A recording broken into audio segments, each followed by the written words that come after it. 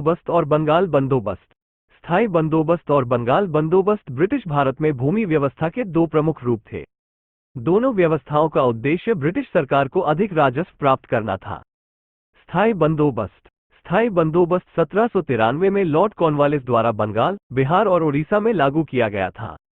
इस व्यवस्था के तहत जमींदार को भूमि का मालिक बना दिया गया, जिसे वंश परंपरागत रूप से जमींदारी अधिकार दिए गए। भूमि को खरीद बिक्री की अनुमति प्रदान की गई। स्थायी बंदोबस्त के निम्नलिखित लाभ थे।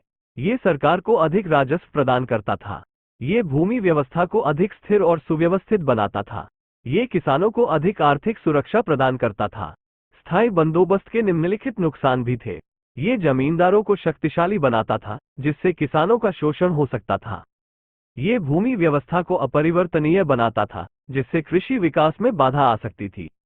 बंगाल बंदोबस्त। बंगाल बंदोबस्त 1859 में लॉर्ड कलेक्टर द्वारा बंगाल, बिहार और उड़ीसा में लागू किया गया था।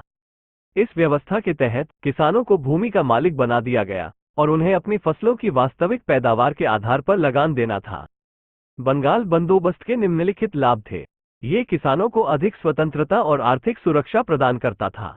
ये भूमि व्यवस्था को अधिक न्यायसंगत बनाता था। बंगाल बंदोबस्त के निम्नलिखित नुकसान भी थे। ये सरकार को कम राजस्व प्रदान करता था। ये भूमि व्यवस्था को अस्थिर बनाता था। दोनों व्यवस्थाओं की तुलना। स्थायी बंदोबस्त और बंगाल बंदोबस्त के बीच निम्नलिखित प्रमुख अंतर थे। विशेषता। स्थायी बंदोबस्त, बंगाल बंदोबस्त। भूमि का मालिक, जमींदार, किसान।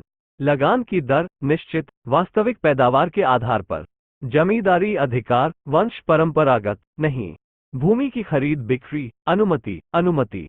सरकार को राजस्व, अधिक, कम।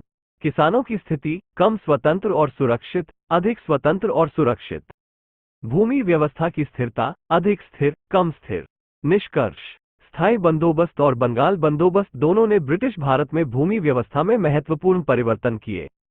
स्थायी बंदोबस्त ने सरकार को अधिक राजस्व प्रदान किया, लेकिन इसने जमींदारों को शक्तिशाली बना दिया और किसानों का शोषण हो सकता था। बंगाल बंदोबस्त ने किसानों को अधिक स्वतंत्रता और आर्थिक सुरक्षा प्रदान की, लेकिन इसने सरकार को कम राजस्व प्रदान किया।